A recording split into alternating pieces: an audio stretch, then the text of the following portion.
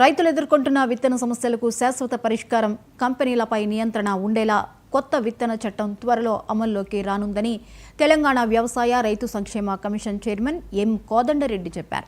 Gadwal collector BM Santosh అధ్యక్షతన విత్తన పత్తి పంటకు సంబంధించి రైతులు ఎదుర్కొంటున్న సమస్యలను చర్చించి పరిష్కరించేలా అభిప్రాయ సేకరణ సమావేశం జరిగింది. రైతులు, రైతు ప్రతినిధులు, సీడ్ ఆర్గనైజర్లు, పలు కంపెనీల ప్రతినిధులు పలు అభిప్రాయాలను కమిషన్కు వివరించారు. జిల్లాలోని రైతులు సాగు చేస్తున్న పత్తి పంట దేశీయంగానే కాకుండా చైనా వంటి దేశాలకు పోటీ ఇవ్వగల స్థాయిలో ఉందని కోదండరెడ్డి అభిప్రాయపడ్డారు.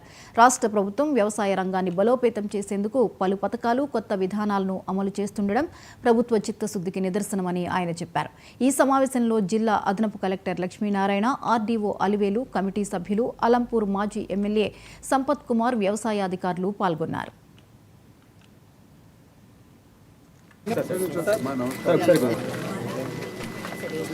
మీ పూర్వీకులంతా కూడా ఇక్కడ ఎక్కువ శాతం వర్షాకాలం పంట ఆముదాలు పండించేవాళ్ళు. ఆ ఆముదాల పంట ప్రపంచంలోనే 2వ స్థానంలో మహబూబ్ నగర్, నల్గొండ ఉన్నది. ఆ ఆముదాల పంటకు కొంతకాలం తర్వాత తెగుళ్ళు వచ్చి పంట కాపాడుకునే పరిస్థితి లేక శాస్త్రజ్ఞులంతా ఇంకా లాభం లేదని వదిలిపెట్టుకున్న సందర్భంలో ఈ పత్తి పంట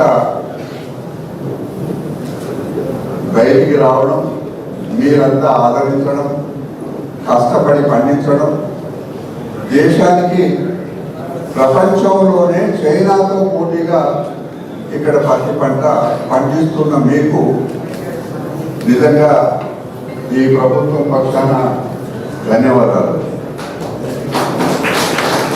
మీరు పాలమూరు రైతులు ఎంత కష్టజీవులో ఈ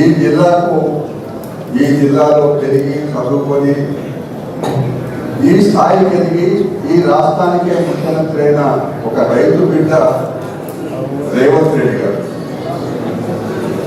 వారి ఆలోచన, వారి తపన అంతా కూడా వ్యవసాయము, రైతులు, అభివృద్ధి గురించే. నేను ఇంకొక మాట మనం చేస్తా ఉన్నా, వ్యవసాయ కమిషన్ దేశంలో వేయాలని ఎప్పటి నుంచో ప్రతిపాదన ఉండే.